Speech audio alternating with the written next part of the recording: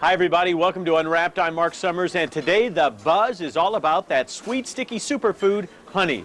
Bet you didn't know that honey is the only food that will never spoil. Right now we're going to head to a bee farm to find out amazing facts about honeybees. Wisconsin is known to beekeepers as the best tasting honey in the world. We don't have noxious weeds and flowers that can give a very bitter aftertaste. In the rural Wisconsin countryside, sprawling fields of alfalfa and clover attract millions of honeybees. Alfalfa is a tremendous nectar source. The bees go to the sweetest nectar first. The term busy as a bee really does apply here.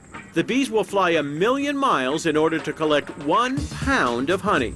And get this, a honeybee will visit between 50 and 100 flowers to collect nectar before they return to the hive. We have approximately 30 hives in this bee yard. There's well over 2 million bees here. The bees enter their hives from the bottom and work their way up.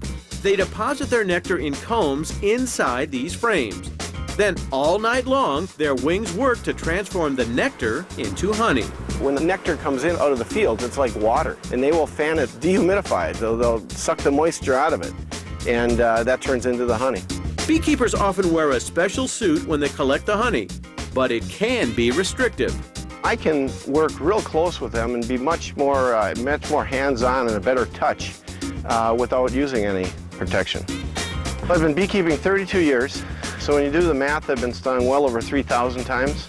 That seems like a lot, but that's on the average only 100 times a year. You know, you have a long day, you just wipe the stingers out when you get home. The first step is smoking the hive. Just like an alarm system in a house, there's guard bees. They want to protect their home. So I lightly smoke it, that calms them down. At Wisconsin Natural Acres, they use organic apple wood smoke. They remove the frames or the honeycombs that are covered in beeswax. The bees produce this wax in order to seal in the honey. We won't extract honey unless it's 90% or better covered with beeswax. In other words, the bees are saying, it's good, it's okay, time to take it. Scraping off the beeswax is a process called uncapping. Then you load that into the extractor, which is a centrifuge. You start that up and it spins. And the honey will fly out against the walls of the extractor and run down, and it's pure honey at that point. Once they have enough honey to fill a 55-gallon tank, they bring the temperature up just a few degrees.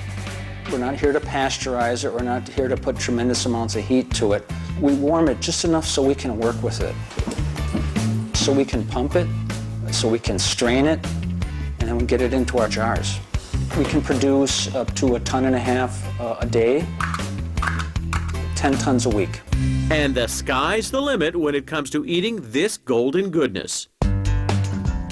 We love to cook with it, using 3/4 cup of honey versus a cup of sugar. I have it in my coffee, toast. Peanut butter and honey is awesome. It's outstanding on cheese, on all different types of cheeses. It's tremendous.